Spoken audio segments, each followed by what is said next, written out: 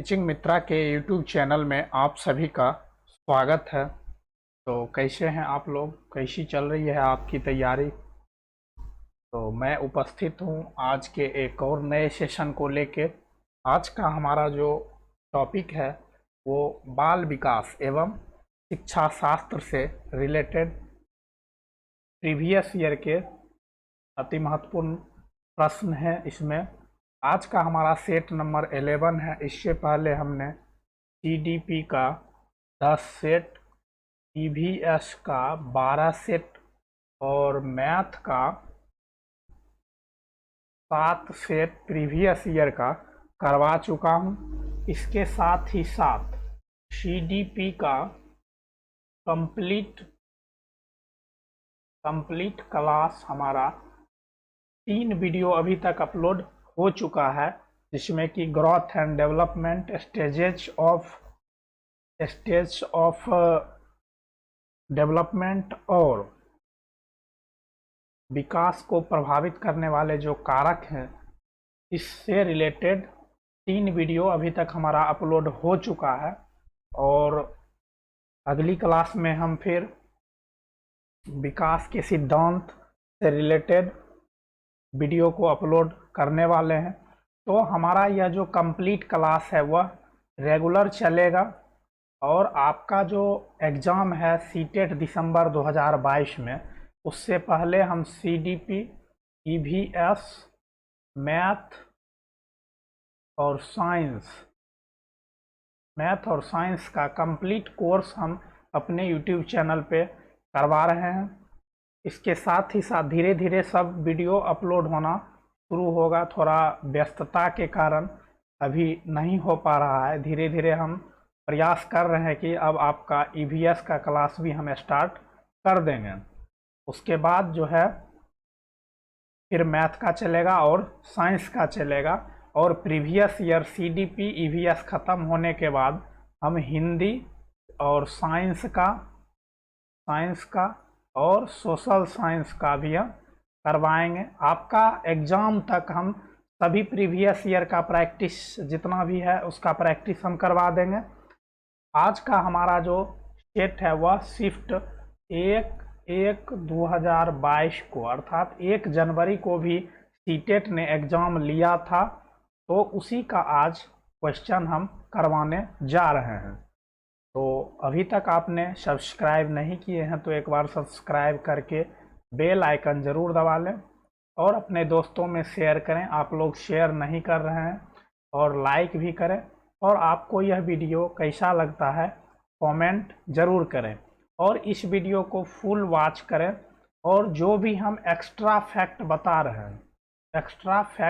रहे हैं उसको आपको लिखते जाना है। एक कॉपी बना लेना है अलग से डिस्कशन का, जिसमें आपको लिखते जाना है। तो इससे क्या फ़ायदा होगा कि यदि आप डेली लिखते जाइएगा तो फिर आपको धीरे धीरे चीज़ें दिमाग में एडजस्ट हो जाएगी, याद हो जाएगी, फिर आप उसको भूलिएगा नहीं। तो अभ्यास बहुत ही ज़रूरी है, निरंतर यदि आप उसको लिखते रहिएगा। और रिपीटेशन क्वेश्चन बहुत बार हो रहा है, प्रत्येक शिफ्ट में क्वेश्चन काफ़ी रिपीट हो रहा है, तो आप लिखते जाइएगा तो फिर आपको पूरा उस पर कमांड हो जाएगा उस पेपर पे। तो चलिए, आज का पहला क्वेश्चन है, निम्नलिखित में से कौन सा नियम यह सुझाव देता है कि शरीर के विभिन्न अंग विकास के विभिन्न चरणों में भिन्न भिन्न दरों से विकसित होते हैं। तो यह जो कौन सा नियम यह सुझाव देता है कि शरीर के विभिन्न अंग, अर्थात अलग अलग अंग, जैसे कि मस्तिष्क का विकास, हाथ का विकास, पैर का विकास, ये सभी जो होता है विभिन्न अंग का विकास विभिन्न चरणों में अलग अलग दरों से, अर्थात कोई तीव्र गति से विकास होता है, कोई धीरे धीरे विकास होता है। तो यह जो भिन्न भिन्न दरों से विकास होता है, तो इसमें वो कौन सा नियम है जो कि यह सुझावता है। तो पहला है, विकास एकाआयामी होता है। विकास एकाआयामी नहीं होता है, वो मल्टी डायमेंशनल होता है, यूनी डायमेंशनल नहीं होता है। विकास एकादिशयी होता है। विकास एक असतत प्रक्रिया है, डिसकंटिन्यूअस, ये भी नहीं होगा। विकास कंटिन्यूअस प्रक्रिया है। अब है विकास की दिशा अधोगामी एवं शीर्षगामी है। तो मैं कई बार बता चुका हूं कि विकास का जो दिशीय नियम है, विकास का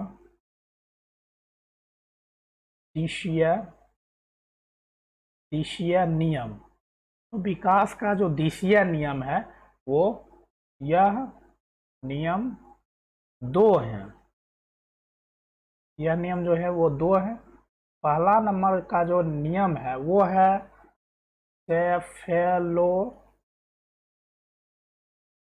सेफेलोकाउडल,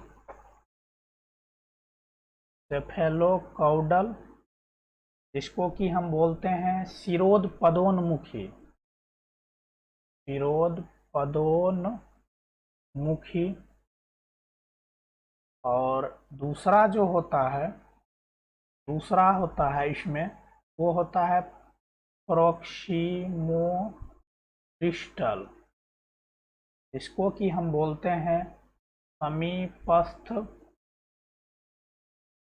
दूरस्थ विकास, समीपस्थ दूरस्थ विकास।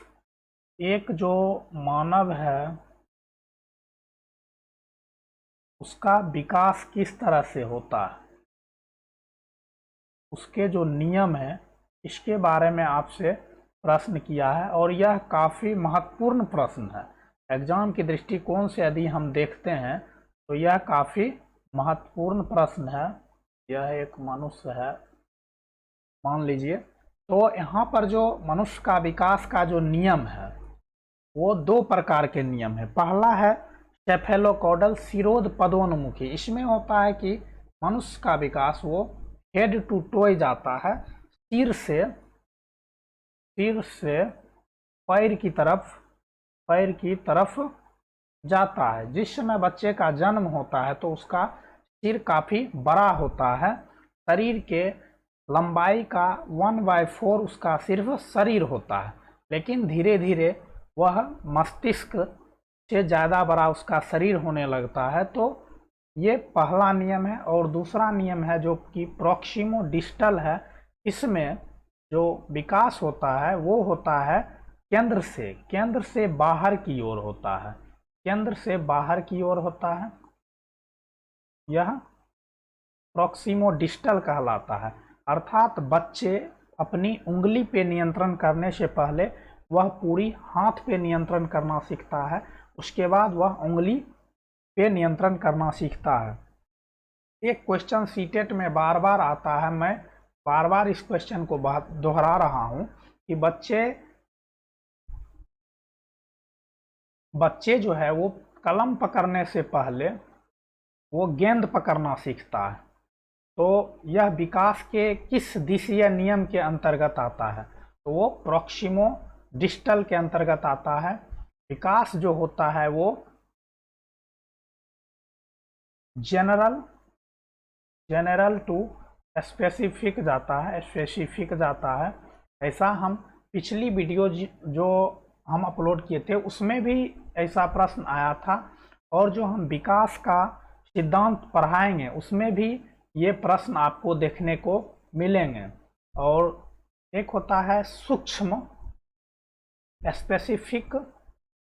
स्पेसिफिक कौशल, सूक्ष्म गतिक कौशल, उसके अंतर्गत भी जो विकास होता है वो प्रोक्सिमोडिस्टल कहलाता है, जैसे बटन लगाना, कलम पकड़ना, ये सभी बातें।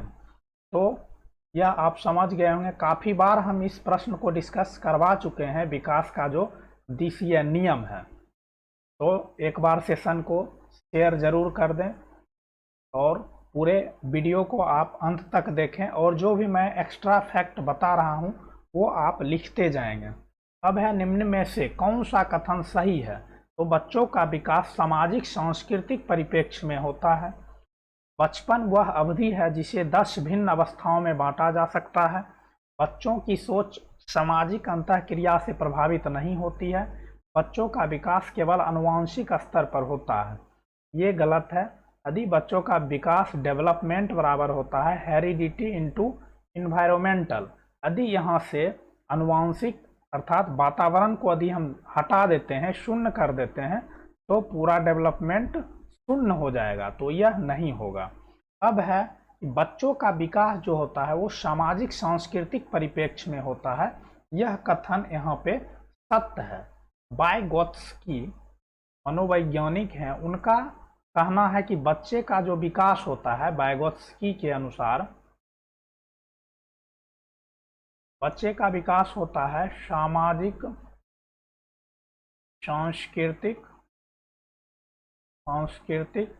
और भाषा।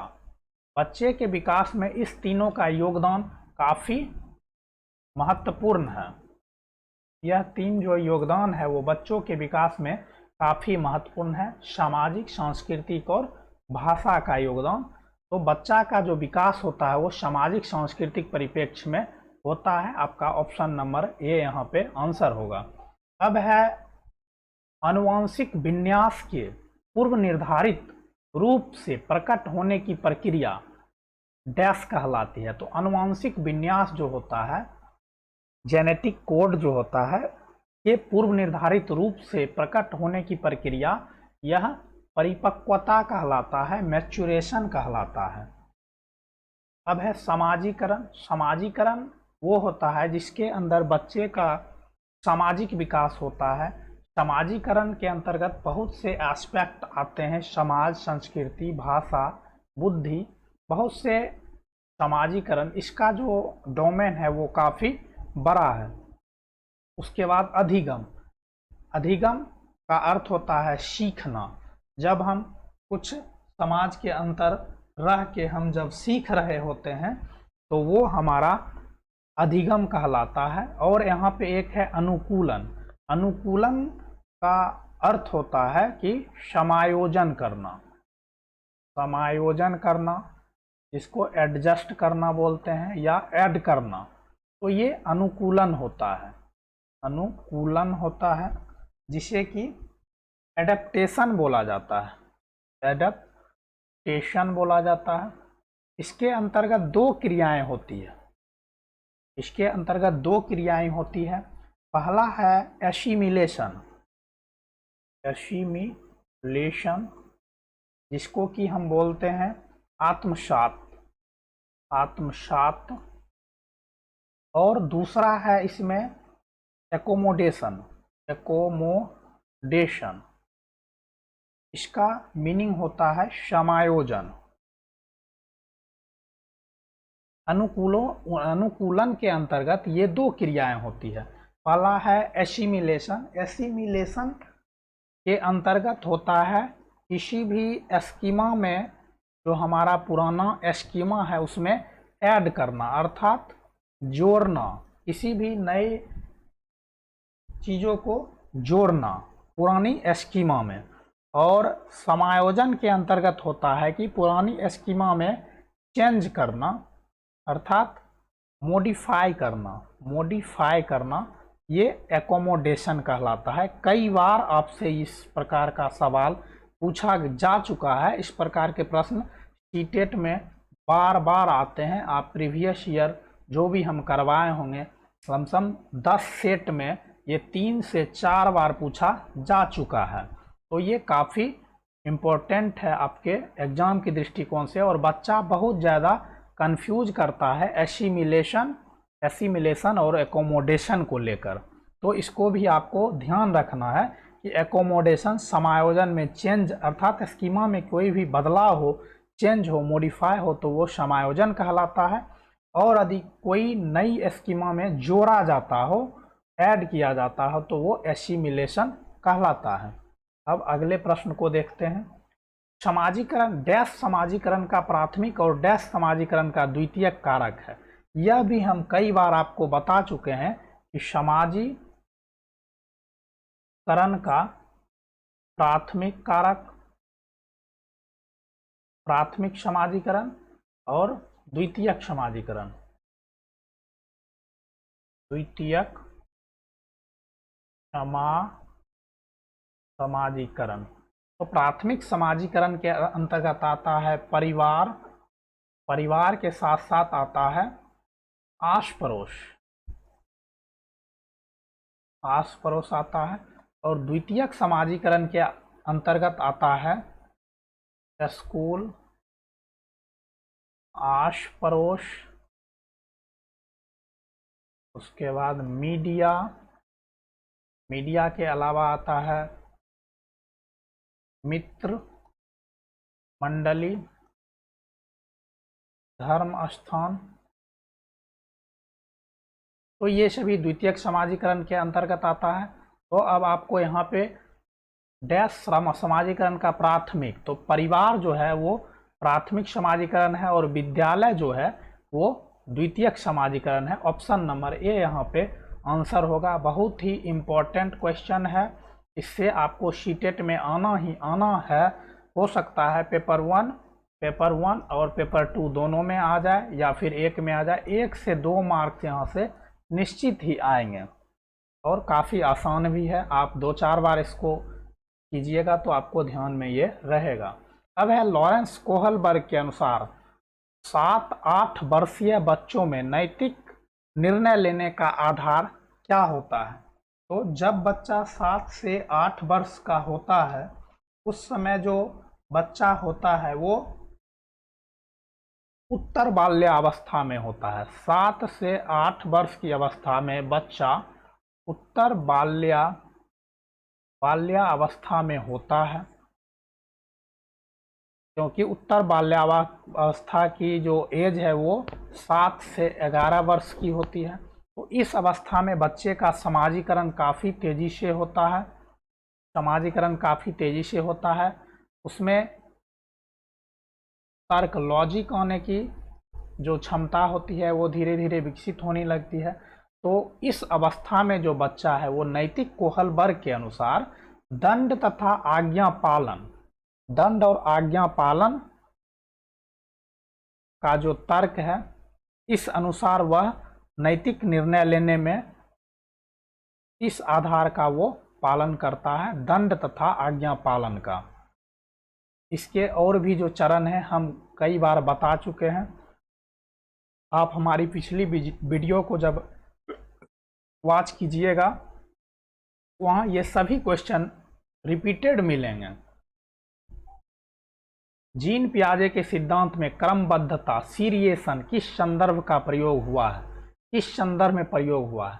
तो सीरिएशन जो होता है क्रमबद्धता, तो इसके अंतर्गत किसी एक एस्पेक्ट पे, किसी एक पक्ष पे बच्चों का जो ध्यान होता है वो रहता है, वो ज़्यादा चीज़ पे नहीं फोकस कर पाता है, ज़्यादा चीज़ पे वो नहीं सोच पाता है। तो यहाँ पे जो होगा वस्तुओं को किसी एक आयाम जैसे लंबाई पर आधारित क्रम देना। तो यहाँ पे आपका ऑप्शन नंबर ए आंसर होगा। अब अगला है 5 वर्षीय नसीमा को यह लगता है कि चिकनी मिट्टी के गोले को यदि दबाकर एक स्नेक के रूप में परिवर्तित करे तो चिकनी मिट्टी बढ़ जाती है। तो जीन पियाजे के अनुसार उसकी सोच के पीछे कौन सा तर्क है। तो जैसे ये गोल मिट्टी का बना हुआ है, यदि इसको हम दाबते हैं तो ये इस तरह से इतना बड़ा हो जा रहा है, तो ये जो इतना बड़ा हो रहा है तो इसका अर्थ है कि वो समझ रही है कि ये बढ़ जा रहा है, लेकिन ऐसा नहीं होता है। तो ये जो होता है वो केंद्रीयता होता है, सेंट्रेशन जिसे बोला जाता है, सेंट्रेशन। जैसे कि एक लंबे और कम चौड़े ग्लास है, एक लंबे और कम चौड़े ग्लास है और एक कम लंबे लेकिन अधिक चौड़े ग्लास हैं, और दोनों में जब बराबर मात्रा में जल डाल दिया जाता है, लेकिन बच्चे से यदि पूछा जाता है कि किस में ज़्यादा जल है तो वो बताता है कि इसमें अधिक जल है या शरबत है और इसमें कम है। तो वो जो यहाँ पे है वो ये नहीं देख पाता है कि इस ग्लास की ऊंचाई कम है लेकिन चौड़ाई अधिक है, तो वो किसी एक एस्पेक्ट को देख पाता है, एक बिंदु पे अपना तर्क कर पाता है। तो यहाँ जो उसका तर्क में कमी है तो वो केंद्रीयता कहलाता है, सेंट्रेशन कहलाता है। यहाँ पे एक जीववाद है। जीववाद होता है कि जब बच्चे के पास खिलौना रहता है या फिर बच्ची जो गुड़िया से खेलती है तो वह अपने गुड़िया को खाना खिलाती है, वह अपने खिलौने को गिरने नहीं देती है। वह यह सोचती है कि यदि यह गिरेगा तो उसे चोट लगेगा और उसे नुकसान होगा। तो वह जो अमूर्त चीज़ों में भी जान है, यह इस चीज़ को जो वह समझ रही है या समझ रहा है वो जीववाद कहलाता है। यह 2 से 6 वर्ष के बच्चे में ऐसा देखा जाता है कि वो जीववाद समझती है। उस समय उसे यह पता नहीं होता कि इसमें जान नहीं है। अब है लीव वाइगोत्स्की के संज्ञानात्मक विकास का सिद्धांत डैश पर आधारित है। सामाजिक संरचना, व्यवहारवाद, मनोविश्लेषण, सार्वभौमिकता। तो ये सामाजिक संरचना है, SCL। कई बार हम बता चुके हैं, अभी भी पीछे बताए कि समाज, संस्कृति और भाषा, सोशल, कल्चर और लैंग्वेज। वाइगोत्स्की का जो संज्ञानात्मक विकास का जो सिद्धांत है वो इन 3 चीज़ों पर ही आधारित है। जहाँ भी आपको समाज, संस्कृति और भाषा की बात की जाएगी वहाँ वाइगोत्स्की महोदय निश्चित तौर पे उपस्थित रहेंगे। दूसरे चीज़ को देखना ही नहीं है, सीधा आपको आंसर टिक कर देना है। अब है लीव वाइगोत्स्की ने बच्चे के स्वयं से संवाद करने की क्रिया के लिए किस शब्द का प्रयोग किया जाता है। तो लीव वाइगोत्स्की ने बच्चे के स्वयं से संवाद अर्थात बच्चा जो खुद से बातें कर रहा होता है तो उसे किस शब्द का प्रयोग किया जाता है। तो उसके लिए जो शब्द है वो है निजी संवाद, प्राइवेट स्पीच। यहाँ पे इंग्लिश इसलिए दे दिए हैं, हो सकता है हिंदी में आपको समझने में यदि कठिनाई हो तो यहाँ पे प्राइवेट स्पीच आपको देखना है और आंसर टिक कर देना है। खुद से जब बातें करके बच्चा सीख रहा होता तो वाइगोत्स्की महोदय का कहना है कि वो प्राइवेट स्पीच के द्वारा बच्चा सीख रहा होता। अब एक यहाँ पे पार है जिसे मचान बोला जाता है, ये भी वाइगोत्स्की महोदय ने ही दिए हैं। इसके अनुसार उनका मानना है कि जब बच्चा किसी चीज़ में अटक रहा हो और उसे हेल्प किया जाता है और वो उस चीज़ को कर लेता है तो वो हेल्प जो है वो मचान कहलाता है, वो पार कहलाता है। ये ZPD के अंतर्गत आता है, जोन ऑफ प्रॉक्सिमल डेवलपमेंट के अंतर्गत आता है, अर्थात संभावित विकास का क्षेत्र। ये सब ऐसा टॉपिक है लीव वाइगोत्स्की, कोहलबर्ग, पियाजे, इस सभी से क्वेश्चन निश्चित तौर पे आना ही आना है। कोई भी ऐसा शिफ्ट नहीं है जहां से आपको लीव वाइगोत्स्की, पियाजे, कोहलबर्ग इन सभी से प्रश्न आपको देखने को नहीं मिलेंगे। तो ये सब काफ़ी इम्पोर्टेंट है एग्जाम के दृष्टिकोण से और बार बार ये क्वेश्चन पूछा जा रहा है। आज का जो हमारा शिफ्ट है वो 1 जनवरी 2022 का शिफ्ट है। तो आपको हमारा यह सेशन कैसा लगता है आप हमें लाइक और कमेंट करके ज़रूर बताएं। अब है अगला क्वेश्चन, एक प्रगतिशील कक्षा का निम्न में से कौन सी विशेषता है।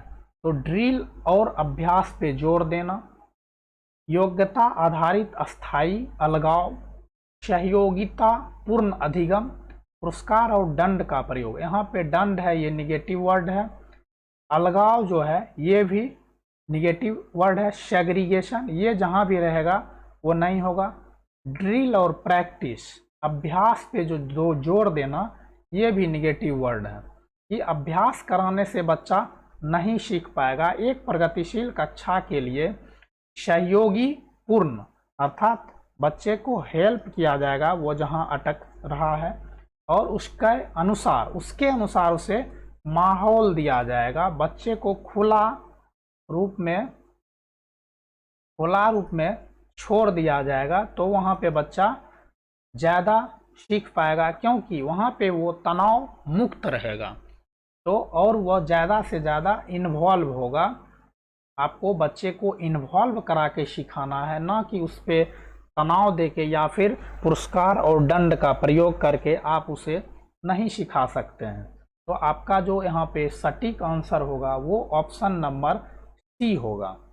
अब अगला जो प्रश्न है वो है, एक बच्चे में दूसरे की नीयत और इच्छाओं की समझने की योग्यता है, यह बुद्धि के किस स्वरूप को दर्शाती है? तो ऐसा जो व्यक्ति है जो दूसरों के विचार भाव को समझ पाता है और उसे बता पाता है, तो ऐसा अंतरा वैयक्तिक बुद्धि कहलाता है। अर्थात वो दूसरों के मन के बीच का जो अंतर है वो जान पाता है, वो अंतरा वैयक्तिक बुद्धि कहलाता है। और यहाँ पे एक है अंतः वैयक्तिक बुद्धि। इसके अंतर्गत वो खुद के बारे में स्वयं के बारे में जान पाता है और वह स्वयं पे जो है सो अध्ययन करके वो उसके अंतर्गत एक अलग बुद्धि होती है। उसका IQ भी बहुत अधिक होता है, जैसे कि विवेकानंद, महात्मा बुद्ध, उसके महावीर स्वामी, ये सभी जो थे इनके पास अंतः वैयक्तिक बुद्धि था। इन्होंने अपने खुद से ज्ञान को सृजित किए और बहुत ही ज़्यादा इन्होंने ज्ञान को प्राप्त किए। तो ये अंतः वैयक्तिक बुद्धि होता है। और जो अंतरा वैयक्तिक बुद्धि होता है ये नेता, वकील, शिक्षक, इन सभी के पास ऐसा बुद्धि होता है। तो आपका ऑप्शन नंबर बी यहाँ पे आंसर होगा। अब है राष्ट्रीय शिक्षा नीति 2020 में कौन सा कथन प्रस्तावित है? तो अपनी मातृभाषा में शिक्षित होना शैक्षिक और प्रौद्योगिक उन्नति में बाधक है, ये गलत है। विद्यालयों को बच्चों को अंग्रेजी भाषा की प्रथम भाषा के रूप में सीखने और बोलने के लिए प्रोत्साहित करना, यह भी यहाँ पे नहीं होगा। बाल विद्यार्थियों के लिए बहुभाषी होने के उच्च संज्ञानात्मक लाभ, यहाँ पे आपका जो सटीक आंसर होगा वो सी होगा, क्योंकि शिक्षा नीति जो है वो बहुभाषिकता पे जोर दे रही है और लोकल लैंग्वेज पे भी वो काफ़ी जोर दे रही है। तो आपका जो यहाँ पे आंसर होगा वो ऑप्शन नंबर सी होगा कि बच्चे जितना अधिक बहुभाषित होंगे उतना उनका संज्ञानात्मक विकास होगा, उतना वो ज़्यादा से ज़्यादा डेवलप कर पाएगा। अब है अगला क्वेश्चन, जेंडर भूमिकाएं डैश है।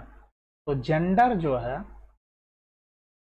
जेंडर ये जेंडर होता है और एक होता है लिंग, इसको भी जेंडर ही बोला जाता है। तो यह जो जेंडर है यह सामाजिक अधिग्रहण है और यह जैविक संरचना है। इसके अंतर्गत मेल और फीमेल दोनों आते हैं जो कि ईश्वर के द्वारा बनाया गया है। लेकिन ये जो सामाजिक अधिग्रहण है ये समाज के द्वारा, हमारे और आपके द्वारा बनाया गया है जेंडर। तो जेंडर जो भूमिकाएं डैश है वो अधिग्रहित व्यवहार है, वो आपका ऑप्शन नंबर 1 होगा।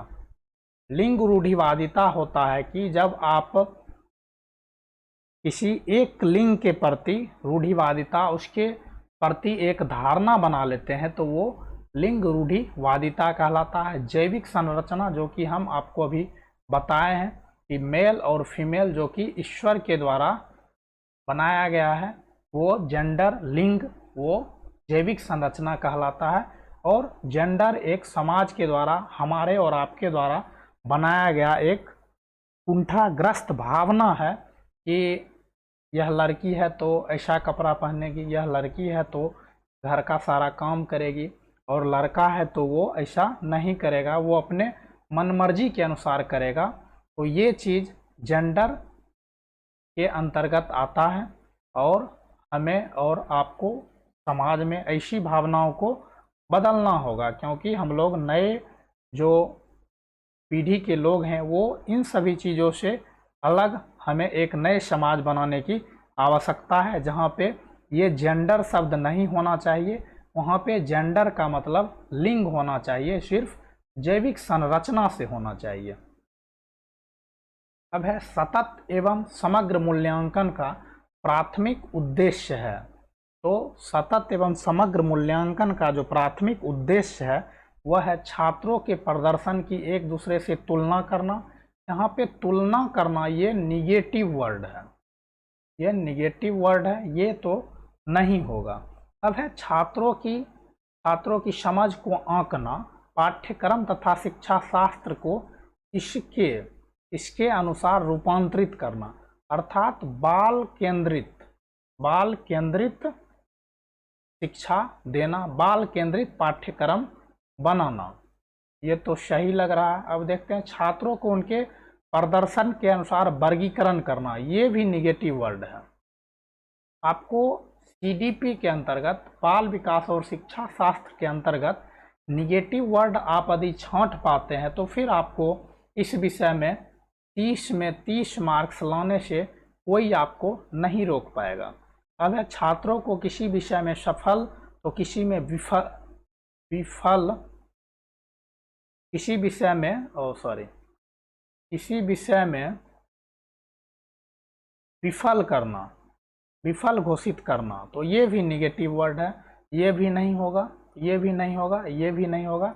आपका ऑप्शन नंबर बी होगा कि छात्रों की समझ को आंकना और पाठ्यक्रम पर शिक्षा शास्त्र को इसके अनुसार रूपांतरित करना, अर्थात बाल केंद्रित पाठ्यक्रम को लाना, जिससे कि बच्चे का सतत और समग्र मूल्यांकन किया जा सके। आपका ऑप्शन नंबर बी यहाँ पे आंसर होगा। अब है समावेशी शिक्षा से अभिप्राय है। तो समावेशी शिक्षा जो होता है उसका क्या अभिप्राय है? आर्थिक रूप से कमजोर वर्ग EWS का आरक्षण केवल सरकारी विद्यालयों में ही उपलब्ध करवाया जाए, ये नहीं होगा। दिव्यांग छात्रों को सिर्फ विशेष विद्यालयों में ही शिक्षा दी जाए, तो फिर ये समावेशी कक्षा कहलाएगा ही नहीं। सरकारी विद्यालयों में केवल अंग्रेजी भाषा पढ़ाई जाए, ये भी नहीं होगा। योग्यताओं से परे, अर्थात योग्यताओं से हटकर सभी बच्चों को गुणवत्तीय शिक्षा उपलब्ध कराई जाए, अर्थात एक कमरा के अंतर्गत सभी बच्चे, दिव्यांग और सामान्य, दोनों बच्चों को शिक्षा एक साथ कराई जाए और गुणवत्तापूर्ण शिक्षा दी जाए। तो आपका ऑप्शन नंबर डी यहाँ पे आंसर होगा। और आज के सेट का आंसर यहाँ पे मैं दे दिया हूँ, यहाँ से भी आप देख सकते हैं। तो आपको यह सेशन कैसा लगा आप हमें कमेंट करके ज़रूर बताइएगा। और अभी तक आपने सब्सक्राइब नहीं किए हैं तो एक बार सब्सक्राइब करके बेल आइकन ज़रूर दबा लीजिए और अपने साथियों में शेयर ज़रूर कर दें। जो भी साथी आपका टीचिंग एग्ज़ाम की कोई भी तैयारी कर रहा हो तो उसके लिए हमारा यह वीडियो काफ़ी हेल्पफुल होगा। और हमारे इस चैनल को आप लाइक ज़रूर करें और सब्सक्राइब कर लें, और हमें कमेंट सेक्शन में कमेंट करके ज़रूर बताएं कि आपको हमारा यह सेशन कैसा लगता है। कोई भी सवाल हो या सुझाव हो तो आप हमें इस ईमेल आईडी पे भेज सकते हैं, या फिर हमारे कमेंट सेक्शन में लिख सकते हैं। मैं हर संभव प्रयास करूँगा आपके सवालों का जवाब देने का, और देता भी हूँ जिनका भी जो कमेंट आता है। तो अभी हमारा फ़िलहाल CDP का कंप्लीट क्लास चल रहा है हमारे यूट्यूब चैनल पे। आप वहाँ से प्लेलिस्ट में जाके पिछली वीडियो को देख सकते हैं। और अभी CDP, EVS और मैथ का CTET 2021 में जो एग्ज़ाम हुए थे प्रीवियस ईयर का, तो वह मैं अभी करवा रहा हूं। आप हमारे प्लेलिस्ट में जाकर देख सकते हैं, या फिर इस वीडियो के डिस्क्रिप्शन में मैं लिंक डाल दूंगा, आप वहां से भी देख सकते हैं। तो चलिए मिलते हैं हम अगले वीडियो में, तब तक के लिए बाय बाय, टेक केयर, अपना ख्याल रखें और पढ़ाई जारी रखें।